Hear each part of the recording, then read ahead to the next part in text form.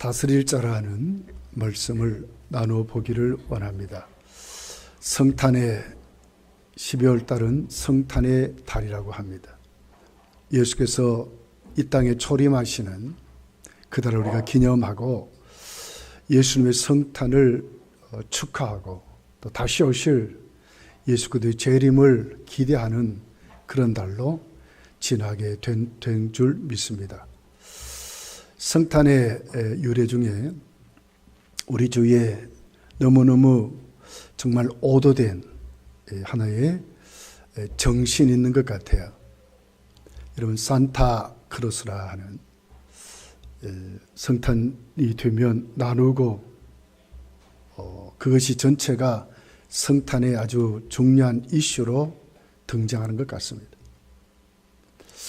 니콜라스라고 하는 교회 감독이 하나님께 큰 은혜를 받았습니다. 나중에 그 로마 교황의 로마 황제의 모함을 받아서 감옥에 사형 언도를 받죠. 그런데 콘스탄틴 대제의 기독교 칙령을 통해서 그가 다시 풀려나게 됩니다. 그 은혜가 너무나 감사해서 그때부터 그는 이웃을 구제하는 데 힘을 쓰게 됩니다. 가난한 자를 돕고 또 병든 자를 위로하고 수많은 사람들의 증인으로 세워지는 그 같은 일을 특별히 12월 달에 여러 가지 선물로 그런 많은 사람들에게 도움을 주었던 그런 분이었어요. 그랬더니 사람들이 그를 추대해서 성인이라 이렇게 붙여줬어요. 그러니까 그 추대를 통해서 로마 교회는 그를 성인의 반열에 올려놓는, 그래서 니콜라스라 그렇게 붙여지게 됐습니다. 시일이 지나가면서 이 사람의 정신이 성탄절이 되게 되면 우리도 이렇게 섬겨야 된다 하는 것이 이제 굳혀지게 되어서 결국은 산타크로스가 만들어지는 그런 것이 되게 되는 유래를 볼 수가 있습니다. 일본의 한 선교사가 이런 간증을 했어요. 일본에 선교를 하는데 성탄절이 되면 예수 안 믿는 일본인들도 그렇게 좋아한다는 거예요. 왜? 서로 나누고 서로 선물을 주고 그 성탄절을 다가오는 것을 그렇게 고대하고 그랬다는 거예요. 그래서 그들 속에 가만히 들여다보면 예수님은 눈꽃만큼도 찾아볼 수 없다, 이렇게 간증한 일본 선교사의 간증을 읽어보게 됐습니다.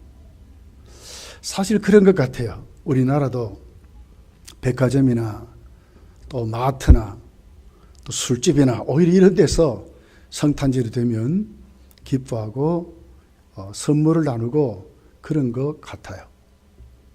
근데 사실 가만히 들여다보면 성탄절에 정말 참 의미는 사라져버리고 나누고 즐기고 먹고 놀고 진짜 공휴일로 그렇게 지키는 것 같아요.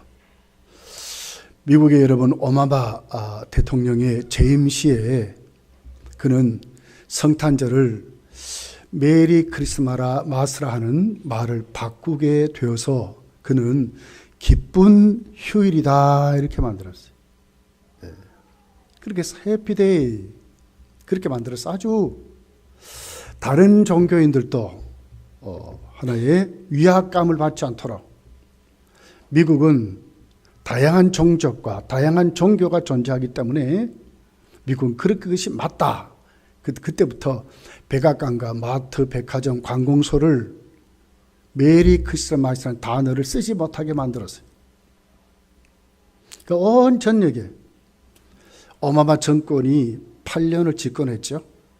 그래서 결국은 미국 전체가 메리 크리스마스 말이 없어져 버리게 될 정도로 그렇게 되어버렸어요. 그때 이제 트럼프가 대통령 공약으로 나는 바로 메리 크리스마스를 내가 다시 찾아오는 대통령이 되겠다. 그래서 적극적인 기독교인의 지지를 받고 대통령이 되었습니다. 2017년이지였죠. 첫 번째 크리스마스를 맞이하는 해였어요.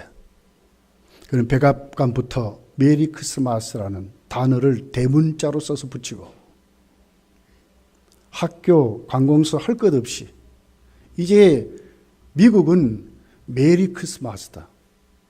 예수 그리스도의 탄생일이다. 그분을 축하하는 날이다.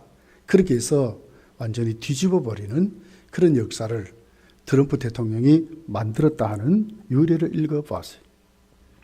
이번에도 백악관에다가 추리를 만들고 메리 크리스마스라 이렇게 만들었어요.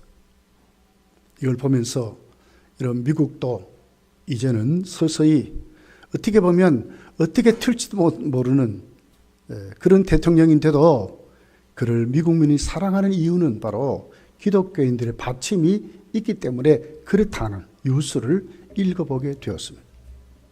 여러분, 기쁜 휴일이 아닙니다. 성탄은 예수 그리스도의 탄생, 예수님이 땅에 오심을 반드시 믿음으로 고백하고 예수님의 탄생을 축하하는 그런 것이 바로 성탄절이요 성탄의 달인 줄 우리가 믿게 되는 것입니다. 예수님이 탄생할 때에 마태복음 2장을 읽어보면 동방박사들이 찾아옵니다. 유대 왕국에 왔죠. 유대인의 왕이 어디에 태어나십니까? 그렇게 물었더니 헤롯이 깜짝 놀랐어요. 그렇게 해서 온 종교 과학자들, 서기관들, 제사장 불러놓고 어디서 태어난다고 했더냐? 그랬더니 오늘 본문 미가서 5장 2절을 그들이 그렇게 말하는 걸 봐요. 유대 땅 베들레헴입니다. 이렇게 해서 그랬더니 온 유대가 소동했다. 예수님이 땅에 태어날 때도 세상이 깜짝 놀라는 이런 일이 벌어지게 되었다는 거예요. 이런 분명히 우리 주님이 이 땅에 오신 날은 성탄절, 성탄, 메리 크리스마스, 하나님께 예배드리는 주님을 축하하는 그런 다른 줄 우리가 믿게 되는 것입니다. 오늘 본문은 예수 그리스도의 탄생에 이렇게 시작을 하게 됩니다. 베들레헴 에브라다야. 오늘 2절에 보니까 너는 유대 족속 중에 작을지라도 이스라엘을 다스릴 자가 네게서 내게로 나올 것이라. 그의 근본은 상고의 영원에 있나리라. 베들레헴 에브라다야. 열매 맺는, 에브라다는 뜻은 열매를 많이 맺는다 이런 뜻입니다. 베들레헴 우리 잘 알듯이 떡집이란 말이죠. 왜 베들레헴이라 하지 않고 거기다가 에브라다라고 하는 단어를 썼을까? 이것은 바로 스불론 지파가의 지역에 있던 베들레헴과 구별되게 하기 위해서 이런 단어를 썼어요. 그렇게 해서 바로 이 베들레헴이 예수 그리스도께서 탄생하는 그런 말씀으로 기록을 하고 있습니다. 창세기 35장을 가서 보면 그 야곱의 둘째 부인이었죠. 라헬이 베냐민을 낳다가 난사를 하고 죽습니다. 그래서 그 라헬을 묻는 바로 그 장소가 베들레헴 라마얏 그랬어요. 그렇게 해서 바로 베들레헴이 스불론 땅과 구별된 라헬이 묻힌 그런 것으로 기록을 하고 있습니다. 나중에 보게 되면 모압 여인 룻이 다윗의 조상 보아스와 결혼하는데 어디 갑니까? 베들레헴으로 가게 돼요. 바로 그것이 바로 예수께서 탄생했다고 그렇게 기록을 해요. 사무엘상 17장을 가서 보면 바로 다윗이 바로 그곳에서 태어났고 다윗의 고향으로 다윗이 양을 치면서 사무엘에게 왕으로 기름 부음을 받았던 바로 그것이 바로 베들레헴이라 이렇게 기록을 하고 있습니다. 요한복음 7장 42절에 보면 성경에 이르기를 그리스도는 다윗의 씨로 또 다윗이 살던 마을 베들레헴에서 나오리라 하지 아니하였느냐. 그렇게 해서 다윗의 씨로 베들레헴에서 태어나는 예수 그리스도를 이렇게 말씀하는 것으로 기록이 되어 있습니다. 예수님은 이 땅에 유대 땅 베들레헴 에브라다에 오셨다. 이렇게 미가는 이미 그리스도가 오시기 전에 예언했다고 하는 것입니다. 그럼 이것이 도대체 어떤 것인가? 오늘 본문을 보니까 작다 그랬어요. 작을지라도. 이 말은 어떤 사이즈나 땅의 규모를 말하는 것이 아니라 천하고 보잘것없다 이런 뜻이에요. 진짜 아무것도 아닌 예수님이 이 땅에 오셨는데 만왕의 왕의 아들이 진짜 하나님이 오시는데 어느 곳에서 진짜 보잘것없고 천한 바로 그런 곳에 하나님의 아들이 오셨다고 기록을 하고 있습니다. 미가서 1장 10절서 15절을 보면 아수르가 남쪽 유다를 침공하게 되지요. 그럴 때에 주요 장소를 기록하는데 거기에 바로 이 베들레헴은 흔적도 없어요. 그러니까 그 당시 모든 사람들이 여겼던 그래도 이 정도 도시, 그래도 이 정도 이런 촌낙 바로 그런 성읍의 축에 들지도 못했던 그런 작은 정말 보잘것없는 여호수아서 15장 21절에서 63절을 보면 유다 지파에 뚜렷한 100개의 성읍이 기록되는데 거기에도 베들레헴은 이름 흔적도 없어요. 이 정도로 보잘것없고 아주 천하게 여기는 그런 장소로 기록이 되어 있다고 하는 것입니다. 결국 이 작고 정말 보잘것없는 바로 이런 곳에 하나님이 아들이 오시는데 어떻게 오시느냐? 이스라엘을 다스릴 자로 오신다는 거예요. 그 이스라엘을 치리하는 하나님 백성을 인도하는 자로 하나님의 아들이 오시는 것으로 기록을 하고 있습니다. 미가서를 기록할 이 당시는 아수르 제국이 중동을 평정하고 있었어요. 최고의 나라였어요. 아수르가 쳐들어오면 모든 부족 국가들이 벌벌 떨었습니다. 그러니까 유대인들의 바람이 뭐겠어요? 좀 힘 있는 지도자, 정말 우리나라를 지켜줄 수 있는 참 리더자를 그들을 원하고 바랬는데 거기에 대한 대답으로 지금 미가서 5장을 이렇게 말하는 거예요. 작을지라도 그곳에 이스라엘을 다스릴 지도자가 온다 이렇게 말씀을 하고 있는 것입니다. 그러면 도대체 이 지도자는 어떤 모습일까? 여기 보니까 2절에 내게로 나올 것이라 이렇게 말했어요. 이 말은 바로 그 베들레헴 에브라다에서 오시는 그분은 누구에게? 하나님께로 온다는 거예요. 이 말은 뭐죠? 하나님의 뜻을 이루기 위해서. 그러니까 이스라엘 민족이 원했던 어떤 정치적인 메시아, 힘있고 권력과 능력을 가진 메시아도 되지만 이런 메시아가 아니라는 거예요. 진짜 하나님의 뜻을 위해서 하나님이 원하시는 지도자로 하나님의 역사를 이루는 지도자로 세워지는 다스리는 메시아로 온다 이렇게 말씀을 하고 있는 것입니다. 그러니까 예수님은 이 땅에 오실 때에 유대 땅 베들레헴에 오시지만 그분은 어떻게 오셨다고요? 하나님의 뜻을 이루는 진짜 하나님을 위해서 오시는 하나님 역사를 만드시기 위해서 오시는 아수르의 그 큰 세력의 벌벌 떠는 그들 앞에 그것도 해결하시지만 더 중요한 것은 진짜 하나님이 원하시는 그런 메시아로 이 땅에 오시는 그런 모습으로 기록을 하고 있는 것입니다.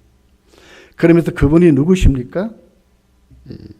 2절 하반절에 보니까 그의 근본은 상고의 영원에 있느니라. 이 근본이란 말은 나옴을 말해요. 시작을 말해요.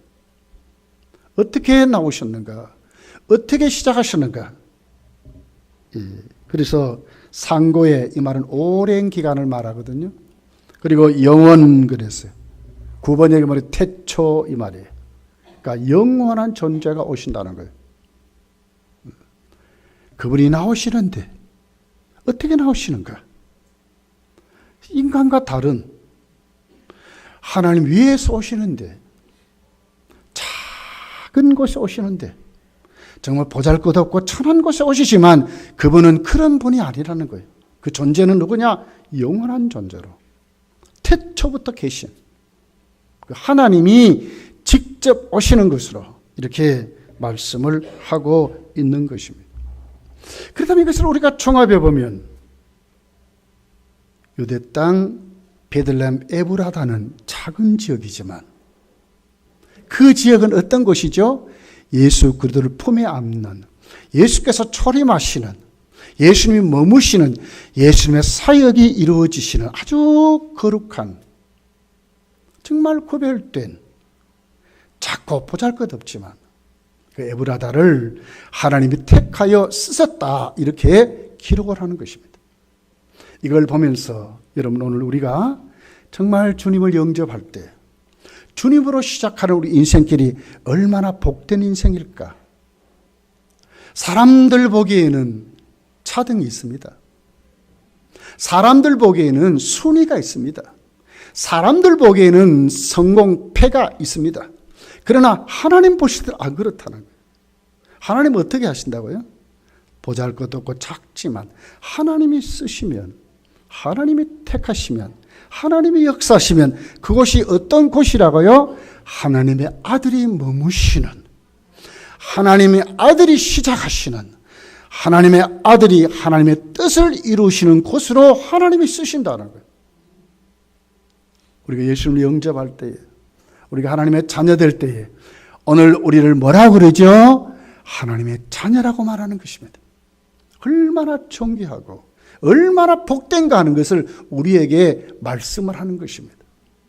여러분, 세상에서도요, 여러 가지 정말 저 아프리카라든지 정말 이렇게 어렵게 사는 민족들의 여권을 가지면 그렇게 대우 못 받아요. 근데 미국 영주 시민권이나 이런 거 가지고 한번 가보세요. 못 가는 곳이 없습니다. 우리가 진짜 하나님의 자녀로 오늘 내가 예수 그리스도를 모신 하나님의 사람으로 산다는 것이 얼마나 존귀한 일인가 하는 것을 우리에게 오늘 말씀을 하고 있다는 것입니다. 그러면서 오늘 두 번째로 우리 생각할 것은, 오늘 이스라엘을 다스릴 왕을 우리가 살펴보면 세상을 다스리는 왕과는 전혀 다른 왕이다 하는 것을 살펴볼 수가 있어요. 베들레헴이란 단어의 뜻이 뭐죠? 떡집이란 뜻입니다. 떡집. 예수님은 자신을 생명의 떡이라고 말했어요. 예수님은 자신을 생명을 주는 자라고 말했어요. 예수님은 자신을 생명을 살리는 자로 말했어요. 우리는 예수님으로 살아가는 이 삶이 얼마나 복된 삶일까? 허물과 죄로 죽은 인생이 생명을 가졌을 뿐만 아니라 그 생명으로 풍성하도록 하나님이 살게 하신다는 거예요. 요한복음 6장 35절에 보면 이렇게 기록합니다. 예수께서 가라사대 내가 곧 생명의 떡이요 내게 오는 자는 결코 줄이지 아니할 터요 나를 믿는 자는 영원히 목마르지 아니하리로다. 내가 곧 생명의 떡이다. 내게 오는 자는 줄이지 않고 영원히 목마르지 않는다. 51절에 가서 보면 나는 하늘로서 내려온 산 떡이니 사람이 이 떡을 먹으면 어떻게 한다고? 영생하리라고 그랬어요. 여러분, 사람이 어떻게 해요? 이 세상에 무엇을 먹어보세요. 영생할 수가 없습니다. 아침 잘 자수셨죠? 점심 또 드셔야 됩니다. 점심 들고 안 먹습니까? 저녁 또 드셔야 돼요.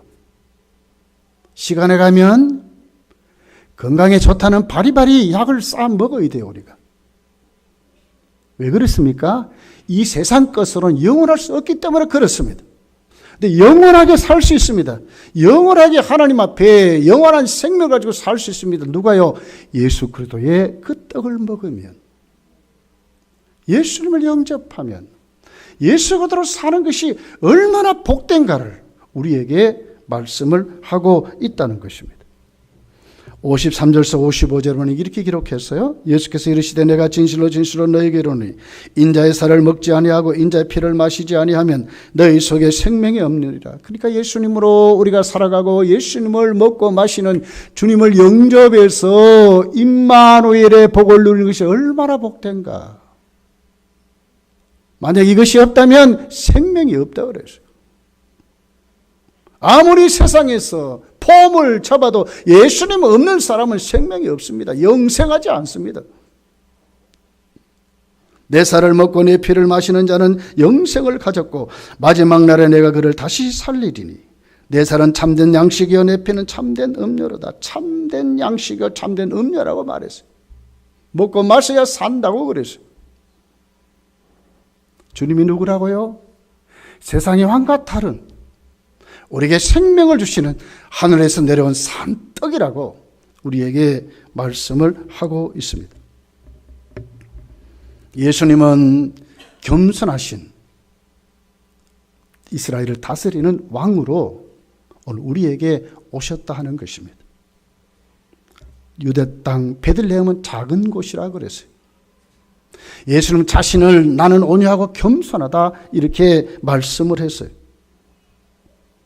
여러분 다윗이 살던 동네 요한복음 7장 42절에 보니까 이렇게 기록해요. 성경에 이르기를 그리스도는 다윗의 씨로 또 다윗이 살던 마을이라고 했는데 구번역에 보면 촌이라고 해서 촌. 진짜 보잘것없는 베들레헴에서 나오리라 하지 아니하였느냐. 그 시작이 어떻게 해요? 아주 보잘것없는. 이것은 예수 그리스도의 겸손을 말합니다. 마태복음 21장 5절에 보니까 마지막 십자가를 지시러 가시는데 이제 예루살렘을 입성해요. 그럴 때 예수님은 어떻게 해요? 어린 낙이 새끼를 타셨다고 그러겠어요. 21장 5절에 보니까 시온의 딸에게 이르기를 네 왕이 내게 임하나니 그는 겸손하여 낙이 곧 멍에 매는 짐승의 새끼를 탔도다 하라 하였느니라. 예수께서 낙이 새끼를 타실 때에 스가랴서를 인용해서 예수님은 겸손한 왕으로 이렇게 말씀했어요. 예수님 이 땅에 오셔서 오늘 우리에게 보여주신 것이 뭐냐? 진짜 하나님께 철저히 십자가까지 복종하시는, 죽기까지 복종하시는 겸손의 왕으로 우리에게 말씀을 하고 있다는 것입니다. 그러면서 이 왕은 변함이 없는 영원한 왕으로 이 땅에 오셨어요. 여러분 사람은요 자꾸 변해요. 말은 그럴싸한데 시간이 지나면 자꾸 변해요. 마음이 바뀌면 변해요. 몸이 말 안 들으면 변해요. 가지고 있는 것 때문에도 변해요. 그렇지만 주님은 변하지 않는다는 거예요. 이분은 영원한 왕이라고 그랬어요. 상고의 오랜 기간 그리고 영원한 존재로 그렇게 말씀을 했어요. 히브리서 기자는 히브리서 13장 8절에 보니까 예수 그리스도는 어제나 오늘이나 영원하도록 동일하시느니라 그랬어요. 동일한 존재라는 거예요. 알파와 오메가가 되시는. 그는 지식이 변함이 없습니다. 사랑이 변함이 없습니다. 우리를 향하신 긍휼과 자비가 변함이 없습니다. 그분의 말씀은 1.1핵도 안 이루어지는 것이 없습니다. 우리를 치료하신다 했으면 우리를 치료하시는 것입니다. 우리 인도하신다고 했으면 우리를 인도하시는 것이지. 뒤에 내막이나 정말 막연한 것이 아니라고 성경은 우리에게 가르쳐주고 있는 것입니다. 주님은 결코 변하지 않는 영원한 하나님이심을 우리에게 말씀을 하고 있다는 것입니다. 이 같은 복이 누구에게 이루어질까 하는 것이죠. 오늘 3절에 보니까 이렇게 기록을 했어요. 그러므로 여인이 해산하기까지 그들을 붙여두시겠고 그 외에는 그의 형제 가운데 남은 자가 이스라엘 자손에게로 돌아온다 이렇게 기록했어요. 붙여주겠다. 이 말은 뭐예요? 아수르에게 당했던 그 어려움들이 여인이 해산해서 자식을 낳을 때까지 하나님이 그들을 연단시키고 그렇지만 그 연단을 통해서 누가 있어요? 남은 자가 돌아온다고 그랬어요. 이 사람들이 누굽니까? 그 주님의 약속을 믿고 미가 선지자의 그 예언된 말씀을 붙잡고 우리가 회복될 것이다, 이스라엘을 다스릴 왕이 올 것이라고 하는 그 약속을 붙잡고 끝까지 남아있는 그 사람들, 그러니까 주의 말씀을 믿는 사람들이죠. 인내하고 기다리는 그 사람들이 오늘 또 우리 예수 그리스도의 그 혜택을 누리는 그런 사람들로 3절이 기록하고 있다는 거예요. 아수르가 이스라엘을 조이고 나중에 남쪽 유다의 예루살렘을 포위할 정도로 중동의 가장 큰 세력이었어요. 그 기간이 한 20년을 그랬다는 거예요. 그러니까 어떻게 되겠어요? 이스라엘이 얼마나 힘들고 어렵겠어요. 그 과정에 많은 사람들이 아수르의 그 핍박을 피해서 이사 다른 나라로 옮겨가기를 시작했어요. 많은 사람이 떠났습니다. 나중에는 남쪽 유다에도 수많은 사람이 다 떠났다고 하는 거예요. 진짜 나라가 망하게 될 때는 그렇게 많지 않았어요. 나중에 어디까지 갑니까? 바벨론으로 붙들려 가죠. 아수르를 누가 멸망시켰습니까? 가장 정말 보기에도 아무것도 아닌 나라 바벨론이 일어나더니 아수르를 무너뜨려 버린 거예요. 남은 자가 돌아온다고 그랬어요. 그 사람들이 누구라고요? 하나님의 약속을 붙잡고 있는 사람들, 지금 말씀을 믿는 사람들이죠. 다스리는 메시아가 온다는 그 약속을 붙잡은 그 사람들이 다스리는 왕의 혜택을 누린다고 말씀을 하는 거예요. 그러면서도 귀중하게 오늘 이렇게 3절이 기록을 해요. 그의 형제 가운데 남은 자가 이스라엘 자손에게로 돌아올 것이다. 그러면서 거기에 무슨 단어를 써요? 형제라는 단어. 그 형제가 누구예요? 그의 형제라 그랬거든요. 그러니까 그의 형제가 누굽니까? 메시아의 형제라는 거예요. 예수 그리스도의 형제. 현실적으로는 바벨론에서 나중에 돌아오는 것을 의미하지만 영적으로는 뭐예요? 신약 교회를 말하는 거예요. 누가 진짜 메시아의 혜택을 누리는가? 그 약속을 붙잡고 예수 그리스도의 사람들, 교회의 공동체를 말하는 거예요. 그의 형제, 예수 그리스도의 형제, 예수님을 영접한 사람들, 예수와 하나 된 사람들, 이 말이거든요. 이 사람들이 구원받은 사람이요, 이스라엘을 다스릴 자에 오늘도 그의 속한 하나님 백성임을 우리에게 말씀을 하고 있는 거예요. 그 사람들의 모습이 어떻다고요?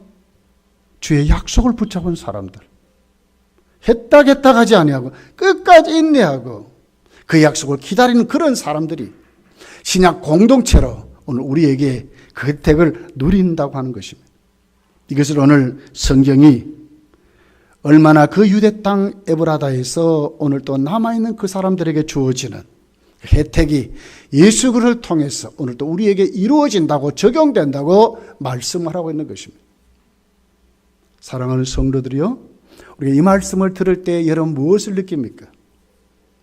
우리도 똑같이 세상에 사는 것 같지만 내가 오늘 무엇을 붙잡고 사는지, 내가 무엇 때문에 인내하는지, 내가 오늘 또 무엇으로 힘을 얻는지를 오늘 또 생각해 봐야 된다는 거예요. 오늘 우리에게는 우리를 다스릴 왕은 누구시라고요? 예수 그리스도라는 거예요. 세상 권세가 아니고 세상 소욕이 아니라 나를 오늘 또 바르게 인도하시는 생명의 떡으로, 그 겸손으로 오늘 또 변함없이 찾아와서 역사하신 그 주님을 내가 영접하는 그 사람들에게 주는 오늘 또 우리를 다스리는 왕으로 오늘 또 우리에게 계신다고 하는 것입니다. 오늘 이 말씀 여러분의 말씀이 되시기를 예수님 축복합니다.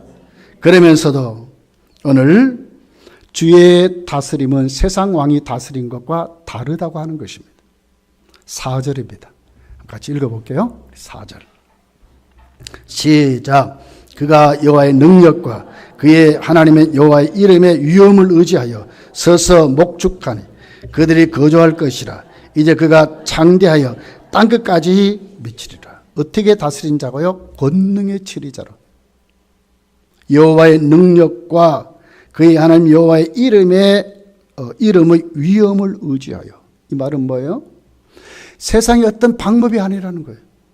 하나님이 주신 능력으로, 하나님의 능력으로, 여호와의 이름의 위엄으로 종교와 능력을 말하는 거예요.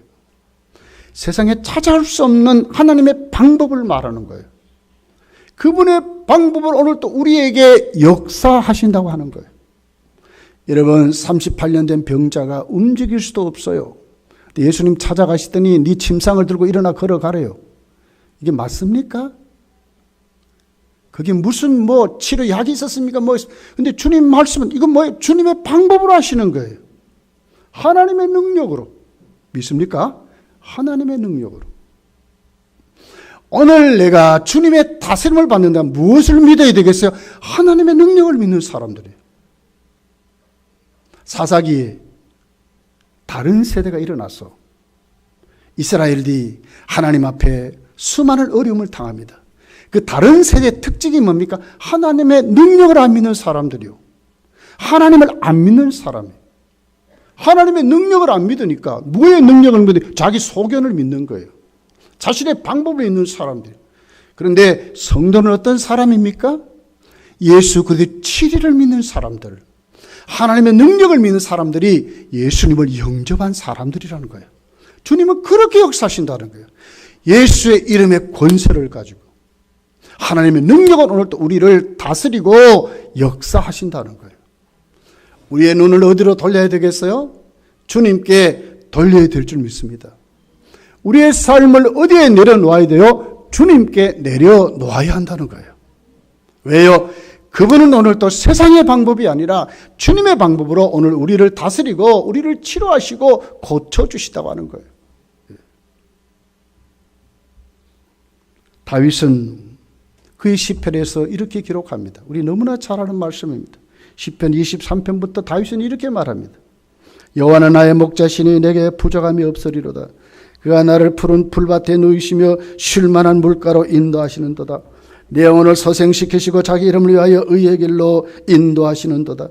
내가 사망의 음침한 골짜기를 타늘지라도 해를 두려워하지 않는 것은 주께서 나와 함께 하심이라. 주의 지팡이와 막대기가 나를 안위하시리니 주께서 내 원수의 목전에서 내게 상을 차려주시고 기름을 내 머리에 부으셨으니 내 잔이 넘치나이다. 내 평생의 선하심과 인자하심이 반드시 나를 따르리니 내가 여호와의 집에 영원히 살리로다. 다른 칠이에요. 다른 칠. 잔잔한 물가로,